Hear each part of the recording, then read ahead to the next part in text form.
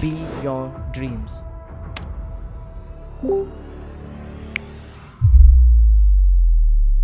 Hello everyone, I am Prachi Hani. I have secured All India rank 28 this year in UPSC CSE 2025. Today, the purpose of this session is to discuss the role of PYQs in mains particularly, and how effective use of PYQs in mains can help you in cracking UPSC examination. Let's first discuss with why and how the role of PYQs need to be seen very effectively and properly in UPSC examination. See, what UPSC has given us is only two tools. First is UPSC syllabus and second is UPSC PYQs. Use of both of these resources are the key of cracking UPSC examination. As we all know, UPSC's main syllabus is the most comprehensive document which UPSC has provided, and everything is given in detail. So, whatever is the role of PYQ, its source is coming from the syllabus itself. So, starting from the syllabus, if we see, we have 4 papers in GS for mains, 1, 2, 3, 4.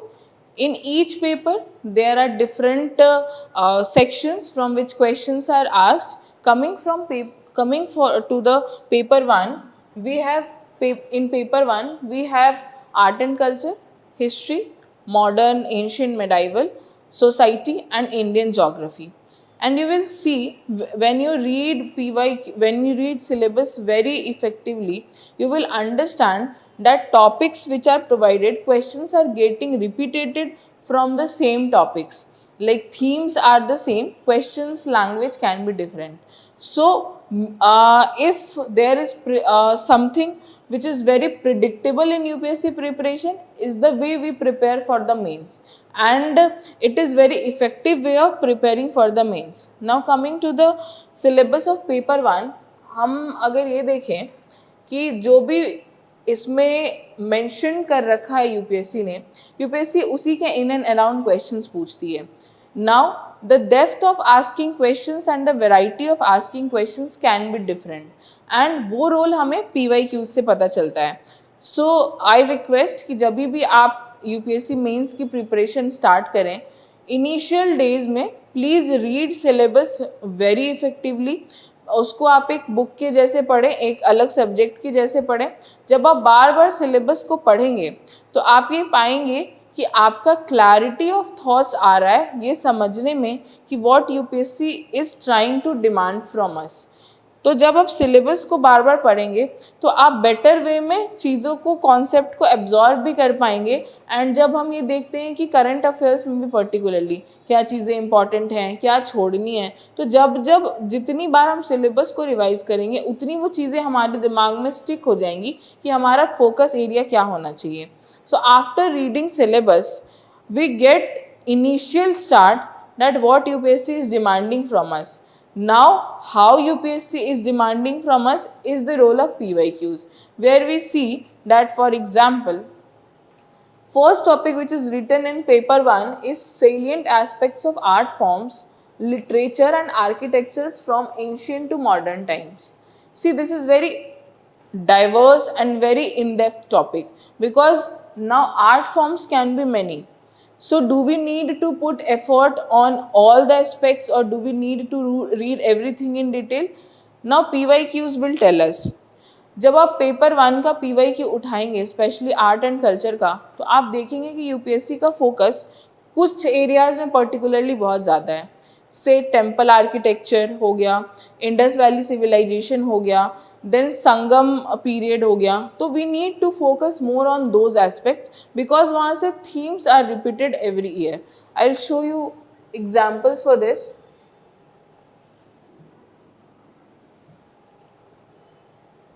See, first question which UPSC has asked very recently in 24 examination is, estimate the contribution of Pallavas of Kanchi for the development of the art and literature of South India.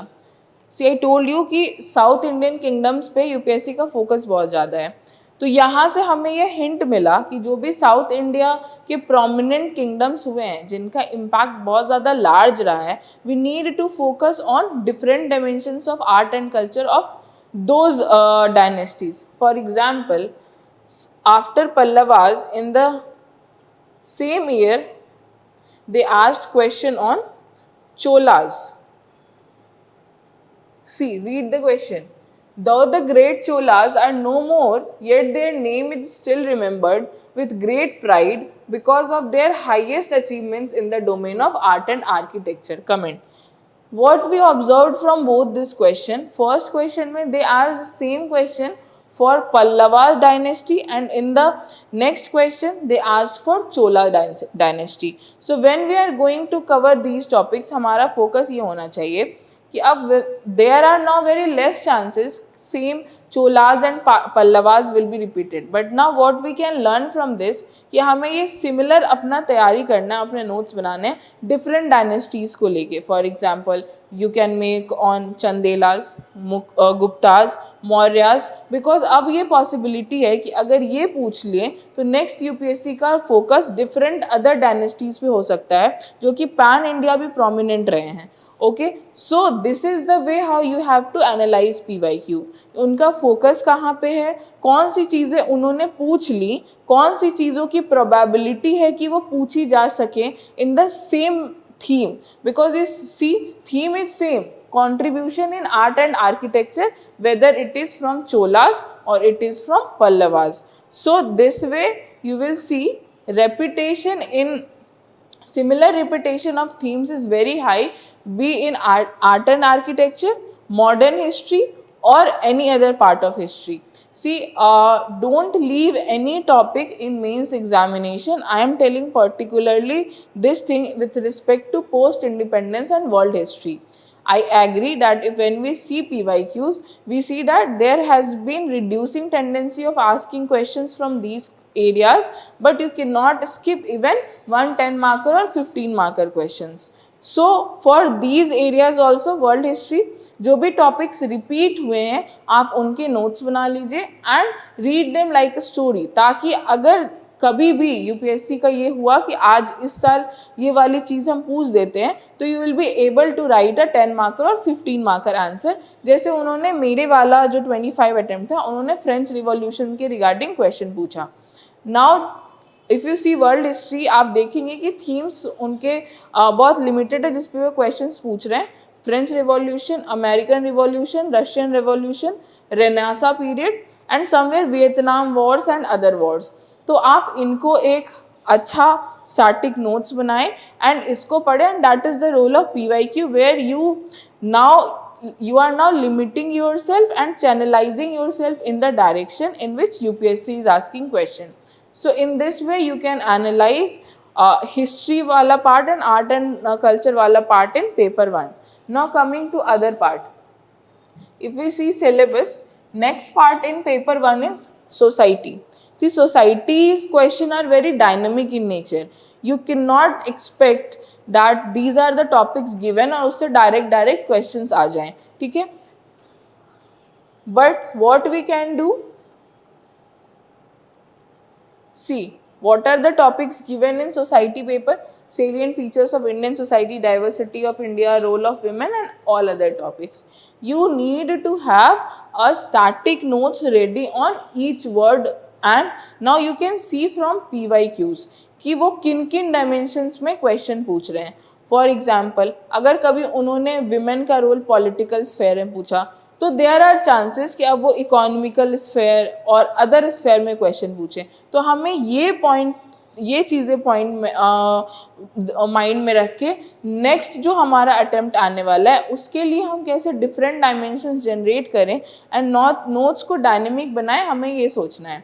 For example, एक question आया society में, what are the impacts of work from home on the family relation और joint family in society.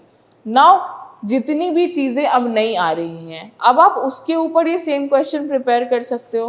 For example, impact of artificial intelligence on family and impact of internet of things, मतलब any new technology emerging और any new phenomena which is going to happen in the society. This way you are wisely and judiciously using the role of PYQs, and this is why I am telling mains preparation somehow becomes predictable, because you know from where UPSC is going to ask the questions, because topics will be same. They are asking impact on family. Is work from home a thing given in static? No. But in salient feature of Indian society, we are reading about role of family, role of society. So वहाँ से इसको interlink करके पूछ लिया. Similarly, if we see questions for those areas, see repetition of themes.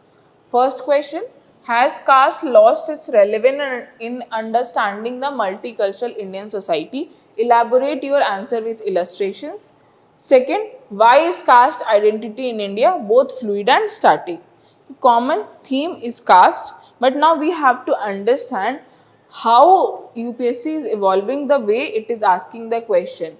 It is here asking in terms की क्या जो नई हमारे सोसाइटी में डेवलपमेंट हुआ है, एजुकेशन हुआ है, ग्लोबलाइजेशन हुआ है, अर्बनाइजेशन हुआ है, क्या उसकी वजह से कास्ट एज अ जो हमारा सेलियंट फीचर है इंडियन सोसाइटी का, क्या उसमें कुछ चेंज आया है या वो किसी अलग फॉर्म में ही इवॉल्व हो गया है. तो यहाँ से अगर आप बहुत माइन्यूटली देखें तो आप समझेंगे कि जो हम रेलेवेंस की बात कर रहे हैं वही यहाँ पे हमें फ्लूइड और स्टैटिक में लिखनी है, कि अगर रेलेवेंस एज इट इज़ है तो वो स्टैटिक हो जाएगा, and how it is evolving in nature तो उसको हम फ्लूइड के अंदर लिख सकते हैं. सो agenda is simple, that we have to understand in which direction the UPSC is focusing, what they are trying to ask from you, and particularly in society the nature of questions is very dynamic. So have a static notes ready and complement it with your PYQs, that how different other dimensions of similar topic can be asked. For example अगर वो women की बात कर रहे हैं, जो topic दे रखा है सिलेबस में, तो विमेन के और कितने एंगल्स पे पूछे जा सकते हैं, और अर्बनाइजेशन की बात कर रहे हैं तो कितने एंगल्स पे क्वेश्चंस पूछे जा सकते हैं. Now coming to next part which is in paper 1 is geography. Geography में यू विल फाइंड कि there are certain number of questions जिनका फिक्स है कि कुछ क्वेश्चंस फिजिकल ज्योग्राफी से आएंगे और कुछ ह्यूमन ज्योग्राफी से आएंगे. फिजिकल ज्योग्राफी में भी देयर आर मोर चांसेस कि कोई आपसे वो लैंडफॉर्म्स के बारे में पूछें, जैसे आप रिपीटेशंस देखते होंगे कि हाउ फिजॉट्स आर फॉर्म्ड और how island arcs or festoons are formed. ऐसे क्वेश्चंस आपको देखने के लिए मिलेंगे. सेकेंड क्वेश्चन जो आपको देखने के लिए मिलेंगे particularly in terms of urbanisation and migration, तो ये वाला एक एरिया हो जाएगा. थर्ड जो आपको देखने के लिए मिलेगा वो होगा different types of disasters. For example how earthquakes are coming, tsunami formation, cyclone formation, landslides. तो आपको 3-4 एरिया में ज्योग्राफी पे काम करना पड़ेगा, and get yourself ready with static notes in these topics, क्योंकि आप देखेंगे कि ज्योग्राफी में स्टैटिक से क्वेश्चंस आने की प्रोबेबिलिटी ज़्यादा है. वो कुछ अभी प्रैक्टिकल एप्लीकेशन पे भी जा रहे हैं. जैसे इस बार उन्होंने पूछा था कि रिमोट सेंसिंग एंड GIS का यूज़ हम लोग कैसे कर सकते हैं अर्बनाइजेशन पे. But for that also you need to understand what are the challenges of urbanisation, how it can be planned in a different way, ताकि लोग उसमें एकोमोडेट हो सके. So keep basics clear, starting notes geography में ready, and you will see there will be theme repetition in geography as well. For example, see the question asked by them is groundwater potential of the Gangetic Valley is on a serious decline. How it may affect the food security of India. Means जो major theme हमने पकड़ा वो है ground water depletion. ठीक है, problem of water in India. Second अगर हम question repetition देखें so theme will be similar. Why is the world today confronted with a crisis of availability of access to fresh water resources. So we can see कि ultimately we are talking about how fresh water is limited, and due to limitation of fresh water over exploitation is happening, and that is why groundwater depletion is happening, and it is a continuous repeated theme in geography for paper 1. So you can have a pre notes ready for these topics, ताकि जब वहाँ पे questions आए real mains exam में, so you are better prepared with datas, facts, examples, and you will save your time on the topics which are getting repeated. तो आप वहाँ अपना टाइम बचा के जल्दी से 7 मिनट्स में एक आंसर लिख दीजिए, या अगर आपने प्रिपेयर कर रखा और वही सेम थीम आए तो you can right it in 6 minutes, and जो एक्स्ट्रा जो आपके पास टाइम बचेगा you can use it in those questions जो कि नए हैं या फिर पहली बार पूछे गए हैं। So this is the importance of PYQ which you have to figure out in every paper. सबसे पहले प्रायोरिटी थीम्स क्या है, सेकेंड उसमें रिपीटेशंस कैसे आते हैं, थर्ड कुछ चीज़ें जो रिपीट हो चुकी हैं उनका कौन सा एंगल हम और सोच सकते हैं जिसकी आने की प्रोबेबिलिटी या पॉसिबिलिटी सबसे हाई है। Now coming to paper 2, see in paper 2 we have topics like polity, social justice, governance and IR. Polity, when we see there are components of polity which are fixed, जो इन्होंने एकदम detail में लिख के दिया है उसमें ही क्वेश्चंस पूछे जाते हैं, बट डिटेल्स में दिया तो है but how they are asking questions, क्योंकि ये जो टॉपिक्स हैं वो बहुत ब्रॉड हैं, तो इसको अभी हमें समझना कैसे है कि उनका फोकस क्या है। That is again role of PYQ to understand what are the important themes they are asking in paper 2. So if we see कि ये पहला जो टॉपिक उन्होंने दे रखा है historical underpinnings and evolution and further things, जो फर्स्ट सबहेड दे रखा है उसमें आप देखेंगे कि comparison of Indian constitution with other constitution एक इम्पॉर्टेंट थीम है। And see the repetition. Now they are asking questions from India and France. Comparison.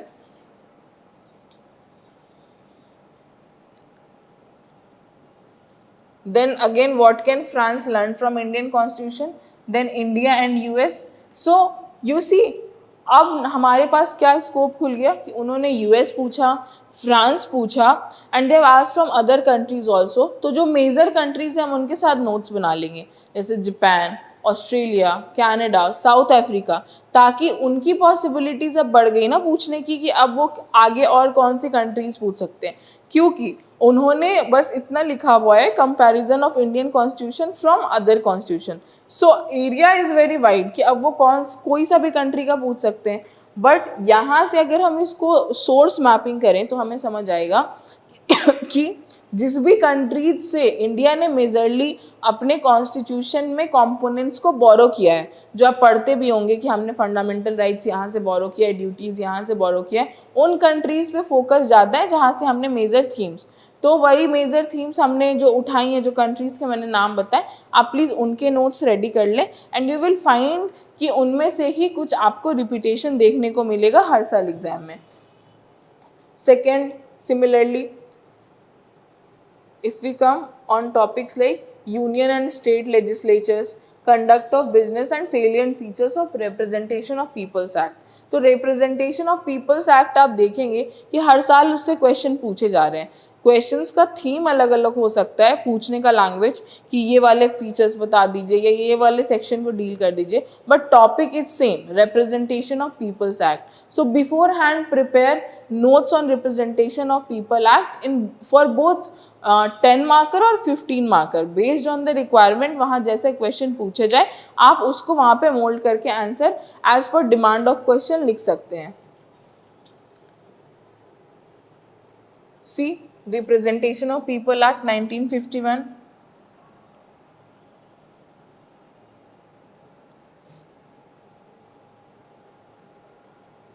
Representation of People Act, Representation of People Act,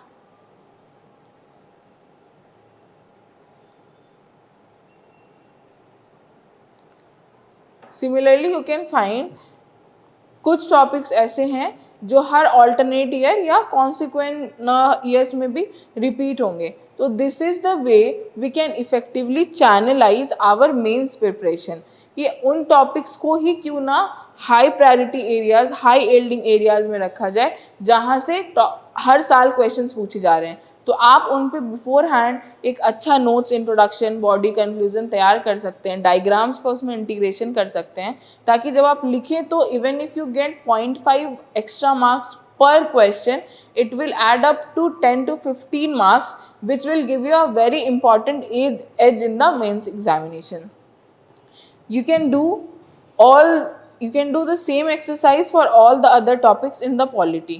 So now coming to second topic in the paper 2 is governance. See, governance, we are seeing new challenges occurring in governance. For example, AI की वजह से क्या challenge आ रहा है, या फिर अगर कुछ अलग चीज़ें हो रही हैं तो उसकी वजह से क्या चैलेंज आ रहा है. हम इफ़ेक्टिव ई गवर्नेंस से now we are talking to shift to smart governance. तो जो नए थीम्स जो इमर्ज हो रहे हैं या जो कॉन्सेप्ट आ रहे हैं, we can use AI also in these topics, जहाँ पे कि आप ये बताइए कि ये चीज़ें पूछी जा चुकी हैं और ये मेरा सिलेबस है. Now what are the possibilities of asking questions from different dimensions in the governance sphere. मैंने भी गवर्नेंस और सोशल जस्टिस इन दोनों के प्रिपरेशन में AI का बहुत अच्छा यूज़ किया था और मुझे लगता है वो एक इफ़ेक्टिव तरीका है यूज़ करने का. फॉर एग्जाम्पल, अगर आप सोशल जस्टिस के टॉपिक्स को देखें तो उसमें SHGs, प्रेशर ग्रुप और अदर NGOs, इन सब के क्वेश्चंस रेपिटेटिवली पूछे जाते हैं. आई नो कि क्वेश्चंस विल बी रिपीटेड, तो उनके पॉइंट्स कहीं मिस आउट ना हो, तो मैंने जो अपना स्टैटिक नोट था उसको ही AI पे डाल दिया था एंड बोला था कि इसके जो पॉइंटर्स हैं आप उसका मुझे एक एक्रोनिम बना के दे दो. तो उसने एक्रोनिम बना के दे दिया and now it became easy for me कि अगर कुछ भी आएगा तो मैं उसको एक्रोनिम वाइज वहाँ पे लिख दूंगी, तो उसमें मेरे नंबर ऑफ पॉइंट्स ज़्यादा जनरेट होंगे. मेरे माइंड को ये वहाँ पे बैठ के सोचना नहीं पड़ेगा कि इसमें और मैं क्या लिखूँ. My answers will be better, plus I will be able to save time.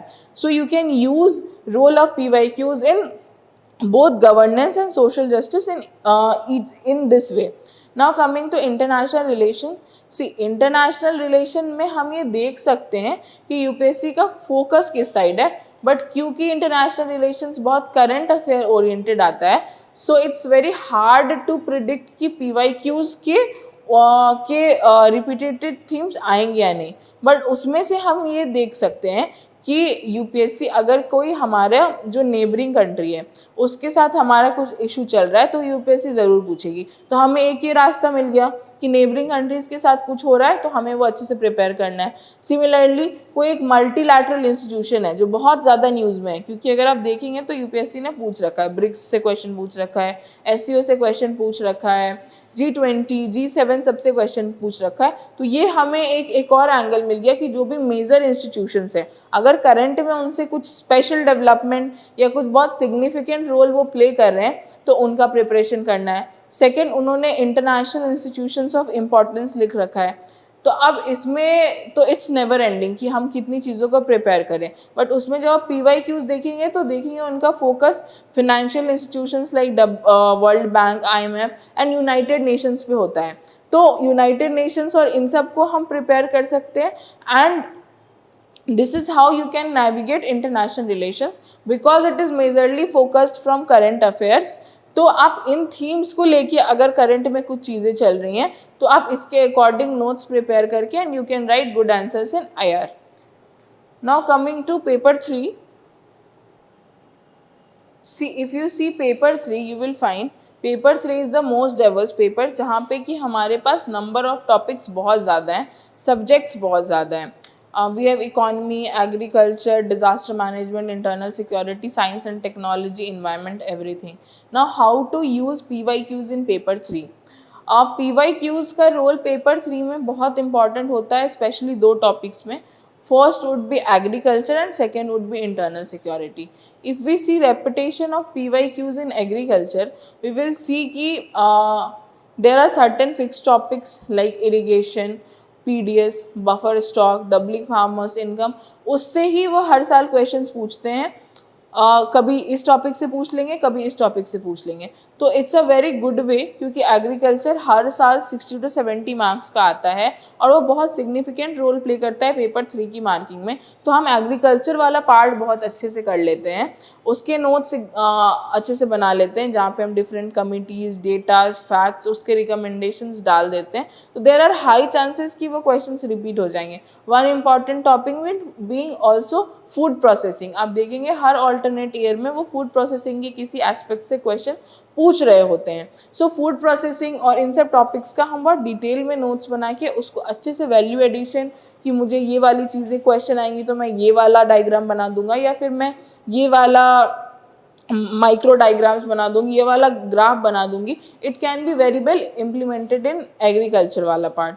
Second, coming to internal security. Internal security का भी सिलेबस बहुत अच्छे से डिफाइंड है एंड उसके टॉपिक्स भी बहुत अच्छे से डेलिनेटेड है PYQs में, जहाँ आप देखेंगे कि वो लेफ्ट विंग एक्सट्रीमिज्म, इंडिया के बॉर्डर लैंड से conflict, narco terrorism, terror financing, इन सब पे ही उनका फोकस रहता है। So if we are particularly, UPSC is particularly focusing on those topics, so आप उन पे अच्छे से प्री हैंड नोट्स प्रिपेयर करें एंड उस पर जो नई चीज़ें हो रही हैं पर्टिकुलरली उसको ज़रूर लिखें इंटरनल सिक्योरिटी में।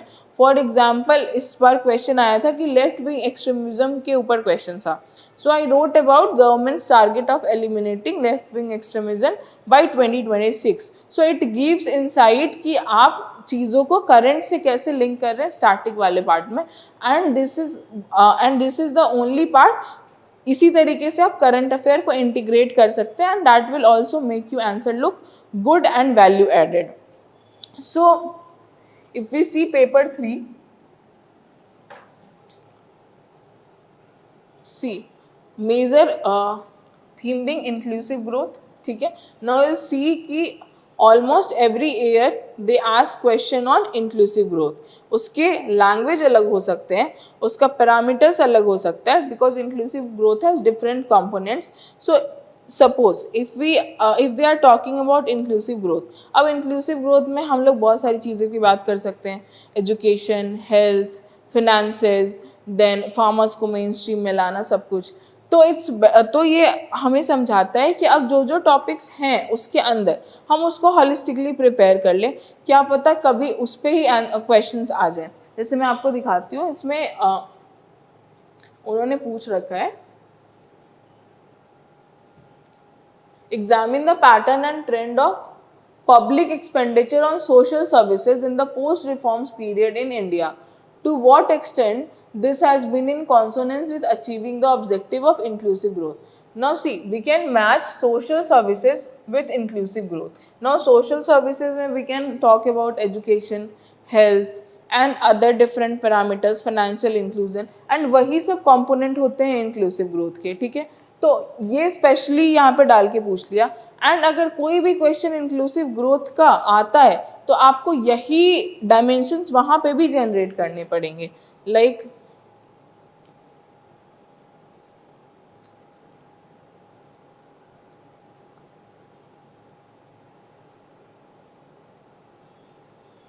See, is inclusive growth possible under market economy? State the significance of financial inclusion in achieving economic growth in India. अब वहाँ पे सोशल सर्विसेज पूछा, सोशल सर्विसेज के डिफरेंट कंपोनेंट्स हैं, एंड यहाँ पे ये फिनेंशियल इंक्लूजन पूछ लिया। अब क्या हम इस डायरेक्शन में सोच सकते हैं कि एग्जाम में फिनेंशियल इंक्लूजन का एक कंपोनेंट पूछा जा चुका है, इंक्लूसिव ग्रोथ का financial inclusion, can next be asked similar education inclusion, health inclusion, infrastructure inclusion, so we can prepare on those lines, but underlying theme क्या रहेगी? inclusive growth। अगर वो inclusive growth as a whole पूछेंगे तो हम हर सब topics को deal कर देंगे, एंड अगर पर्टिकुलर कंपोनेंट भी उठा के पूछ लिया तो क्योंकि हमें पता है कि वो inclusive growth के कंपोनेंट है, we can write either 10 marker और 15 marker on that। सिमिलरली कुछ चीज़ें जो एकदम एज इट इज़ रिपीट हो जाती हैं सिलेबस के वर्ड से उठ के पेपर 3 में particularly, that is one topic is land reforms. You can see in PYQs कि हर साल वो लैंड रिफॉर्म्स के ऊपर क्वेश्चन पूछते हैं। कभी पूछ लेंगे what were the objectives of land reforms, कभी उसका इफेक्टिवनेस कितना रहा, वॉज इट अ सक्सेस और failure.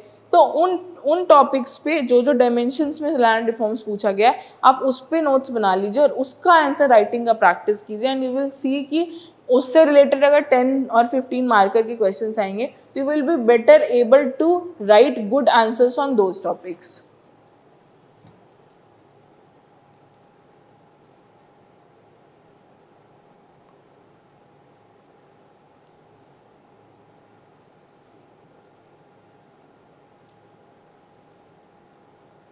See, they have continuously asked questions on land reforms. State the objectives and measures of land reforms in India. Discuss how land ceiling policy on land holding can be considered as an effective reform under economic criteria. So, agenda is clear कि जो भी चीज़ें बार बार पूछी जा रही हैं हम उनको प्री हैंड तरीके से रेडी रखेंगे एंड उसको वैल्यू एडेड फॉर्म में रेडी रखेंगे, ताकि जब वो क्वेश्चंस आए तो we can write there and we can get an edge over others in getting good marks in all these topics.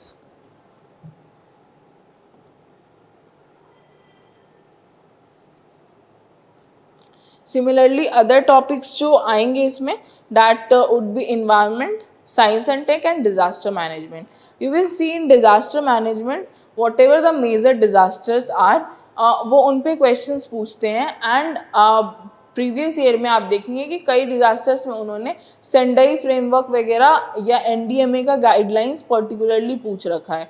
तो जब भी हम अभी प्रिपेयर करेंगे डिजास्टर मैनेजमेंट तो हम साथ में ये भी देख लेंगे कि उस डिजास्टर पे एनडीएमए का क्या गाइडलाइंस है या सेंडाई फ्रेमवर्क से उठा के हम उसमें क्या लिख सकते हैं. तो ये एक अच्छा अप्रोच ये भी होता है कि PYQ ड्रिवन वैल्यू एडिशन, कि जो PYQ में पूछ रखा है क्वेश्चन में हम उसी कंपोनेंट को अपने आंसर में लिख दें. That will also be a good value addition. Now coming to environment and science and technology, see there are high chances कि इन्वायरमेंट एंड साइंस टेक्नोलॉजी से वो क्वेश्चंस पूछने की प्रोबेबिलिटी ज़्यादा होती हैं जो अभी करंट में चल रही होती हैं, बट उसमें थीम्स लिमिटेड हो जाते हैं if you see PYQ. For example environment में अगर आप देखेंगे तो इंडिया का फोकस ऑन रेन्यूएबल एनर्जी या फिर इंडिया के जितने भी पंचामृत टारगेट्स होते हैं या इंडिया जो भी नया अलायंसेस लेके आता है उसका क्या प्रोज है कॉन्स है, क्या उसकी फिजिबिलिटी है, उस पर ज़्यादा आंसर, उस पर ही उनका फोकस रहता है, तो हम उस डायरेक्शन में प्रिपेयर कर सकते हैं. Similarly science and technology particularly वो फार्मर्स को कैसे हेल्प करता है या सोसाइटी में अगर कोई नई टेक्नोलॉजी आई है तो उसका ब्रॉडनिंग एंड लार्जर इम्पैक्ट क्या होगा उस पर फोकस ज़्यादा रहता है यूपीएससी का पूछना. For example if they ask कि रोल ऑफ AI बता दीजिए in farmers welfare, next they can ask role of blockchain बता दीजिए, next they can ask other emerging technologies also. तो आप इस डायरेक्शन में प्रिपेयर कर लीजिए कि अगर एक टॉपिक पूछ रखा है तो नेक्स्ट और क्या टॉपिक्स पूछने की प्रोबेबिलिटीज़ हैं. And this way you can easily navigate path of GS 1 to 3 using PYQs, and you should do it by PYQ way only. It will help you in channelizing your preparation. Now coming to paper 4. If we see paper 4, there are two sections in paper 4, one being theory and other being case studies. Case studies में जब से UPSC पूछती है case studies 13-14 से, you will see कि 6-7 तरह के case study हैं जो यूपीएससी पूछती हैं. So you should first read all those case studies कि यूपीएससी PYQs के थ्रू क्या जानना चाह रही है या उनमें क्या प्रोमिनेंट स्टेक होल्डर्स हैं या क्या प्रॉब्लम्स हैं जिसके आधार पे वो केस स्टडीज़ बना रही है. तो यू विल सी कि उसमें भी बहुत सारे कॉमन चीज़ आ जाएंगी, जैसे करप्शन हो रहा है या हम अनड्यू फेवर दे रहे हैं या फिर पर्सनल एथिक्स और प्रोफेशनल एथिक्स के बीच बैलेंस कैसे मेंटेन करना है. तो इन सब टॉपिक्स पे ही केस स्टडीज़ आ रही हैं. तो आप इनको देख के पहले से ही एक टेम्पलेट बना सकते हैं कि 6-7 तरीके का, कि अगर इस तरह का केस स्टडी आया तो इसके मेरिट्स डिमेरिट्स इस ऑप्शंस के ये होंगे, that I can write. Stakeholders ये होंगे, that I can write. Similarly they ask in different कि आप एज एन एडमिनिस्ट्रेटर आप वहाँ पे क्या इनोवेटिव सॉल्यूशंस दे सकते हैं. तो जो भी टॉपिक्स इवॉल्विंग होंगे या रिपीटेटिव वे में पूछ सकते हैं, आप उनके आंसर्स प्री हैंड प्रिपेयर कर सकते हो कि अगर ये टॉपिक्स आएँ तो मैं इसमें ये वाली चीज़ें लिख दूँगी. तो इस वे में केस स्टडी को बहुत इफेक्टिवली आप कर सकते हैं। प्लस आप यूपीएससी के PYQs के केस स्टडी को बार बार पढ़ें। जब आप केस स्टडी को बार बार पढ़ेंगे तो यू विल सी कि केस स्टडी का अल्टीमेट क्रक्स क्या होता है, आप उसको समझना सीख जाएंगे, क्योंकि टाइम बहुत लिमिटेड होता है और आपको उसमें केस स्टडी पढ़ के लिखना भी है। And you will be getting 4 pages for writing case study. Ethics के पेपर का सबसे बड़ा चैलेंज ही ये होता है कि वहाँ पे क्वेश्चंस का इतना ज़्यादा होते हैं कि you will face lot of time crunch. तो अगर आपने ये हैबिट डेवलप कर लिया है कि PYQs को पढ़ के मुझे ये समझ आ जाता है अल्टीमेटली कि वो केस स्टडी में पूछना क्या चाहता है, तो वहाँ पे आपकी केस स्टडी की रीडिंग फास्ट हो पाएगी। तो जितने जल्दी आप रीडिंग को फास्ट करके एनालाइज कर देंगे, उतना ही आप टाइम बाउंड मैनर में उस आंसर को लिख पाएंगे and you will be able to complete entire ethics paper on time. Now coming to theory part of the ethics paper, उसका भी सिलेबस बहुत डिटेल्ड है, बट आई वुड सजेस्ट कि उसमें आप PYQs तो देखें ही, साथ में जितने भी टॉपिक्स दे रखे हैं उन सब के आप 1 पेजर नोट्स बनाइए हर टॉपिक के। उसमें आप थिंकर्स के नाम, जो भी आपको एग्जाम्पल्स कोट करने हैं, सिविल सर्वेंट्स के नाम कोट करने हैं, वो आप सारे टॉपिक्स के बना के रख लीजिए, क्योंकि आप अब देखेंगे थोड़ा इवॉल्विंग नेचर आ रहा है थ्योरीज का, जहाँ पे वो 2-3 टॉपिक को इंटरलिंक करके पूछ दे रहे हैं। तो जब वो इंटरलिंक करके पूछेंगे और आपके पास सबके सेपरेट नोट्स हैं, तो you will be able to integrate in your answers also. कि अगर करप्शन और इंटेग्रिटी के ऊपर मिलाए क्वेश्चन पूछा तो you can write 1 example from here, you can write 1 example from here. Dedication to public services पे पूछा तो you can use those example hair.